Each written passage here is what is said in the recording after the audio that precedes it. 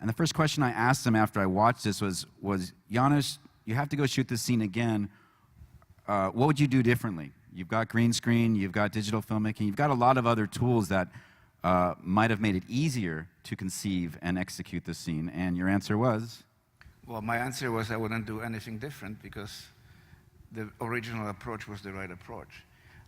I believe in organic filmmaking. I believe in things being photographed as the story unfolds in front of you.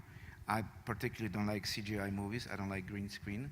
I try to avoid those movies by all means, but sometimes you just draw into it because of the relationship you have with the director. But you know, there's really no reason to shoot this movie another way. And as the movie goes on, there are really kind of a very semi-experimental techniques that I've used for this picture, and the images were really created organically on the negative. I play with the shutter speed, I play with the frame rate, I played with the photochemical processes. I've altered the lenses that I've used to have a little bit of that low contrast quality where the light bleeds through images. So a lot of experimentation took into this place and took into making this movie. And once you kind of imprinted that into negative, there's really no way going back, you know. And I can't really imagine that a whole bunch of CGI guys would be able to achieve such an emotional result with doing this after the movie was made. Because there isn't really a clear view of what that should look like. That has to come from the filmmaker.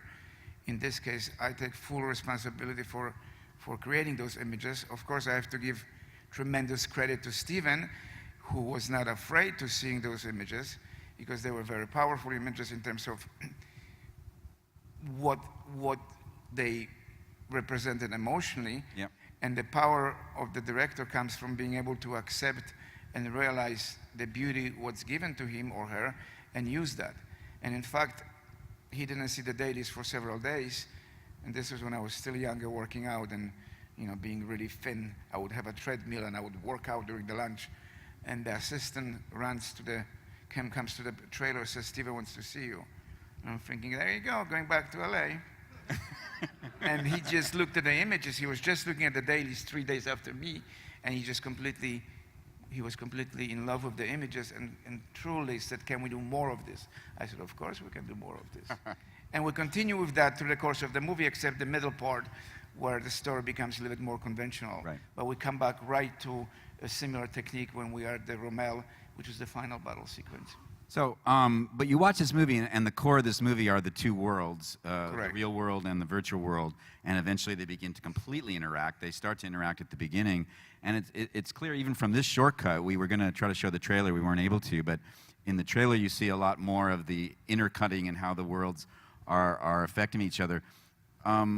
When you were setting about, lighting Wade's world, the stacks, the different areas he was in, we didn't get to see in this trailer. Right. What was was there a consultation with VFX, with CG, as far as no?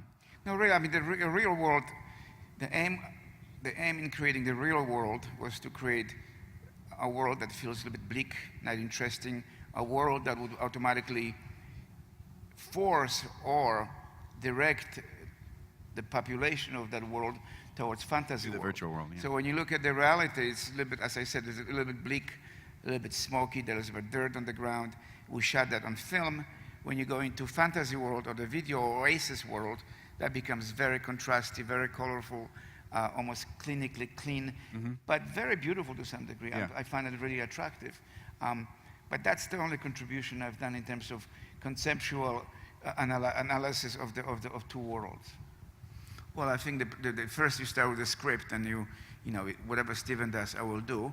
But he happens to do movies that I like as well, with the exception of green screen and all that stuff, But you read the script, and the first very, very quickly you have certain ideas about what that movie will look like. And usually I have 6 months before the movie starts. So I've got 6 months, not that I get paid for 6 months, but I've got 6 months to think about the movie. So whatever I do, to some degree, focuses on that particular movie. I use very simplistic analogy. Let's say you're thinking of buying a car. all of a sudden you're driving around and you're seeing all those things that remind you about your car. Same with me. If I'm making a war movie, I try to be inspired by various things around me, such as imagery in the magazines. It may not be war image, but it may be color. So, funny story, I pull out tearouts out of my magazines, and I was dating my former wife, whatever. And she looks at this picture of a beautiful woman and says, "What's so special about her?" I said, "What are you talking about? What's so special about this woman?" No, I'm not interested in this picture. I'm interested in the little fish in the tank, you know. So you pull images to be inspired by. You go to museums. I don't know about the museums. That's not inspiration for me. You just experience life. For Saving Private Ryan, I've watched a lot of documentaries, but also I've read about it. You know, I've read the testimonials of what it felt like to be a soldier during the invasion of Normandy. For Amistad, I've looked at some paintings, but really there are no paintings there are no photographies from 1860, so I would read the history of slavery and try to imagine what that world must have been like. For Diving Bell and Butterfly, I totally got the movie from the moment I read the book, you know. So inspiration is all around you, and I think part of you as a filmmaker is to have the ability to see the world around you. And I like watching people, you know. I'm like the guy from Being There. I like to watch, right? Because it's very important to see what you guys look like, how you guys behave, you know, what's the dynamics, the body language, what you like, you know, stuff like that. Because I have to reflect that in a movie sooner or later. Lately, there's not much to learn from the younger generation. It's all head down and that thing. Look at The Post, which is a really good movie, how cleverly he blocked the scene.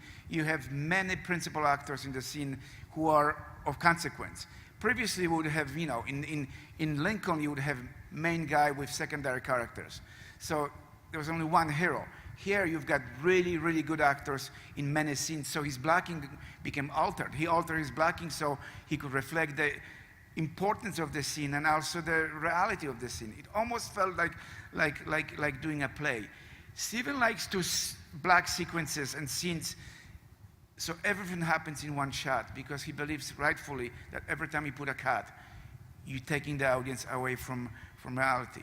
And if we are in the business of creating reality, even with Ready Player One, there's some aspect of reality, or reality that audience can identify with.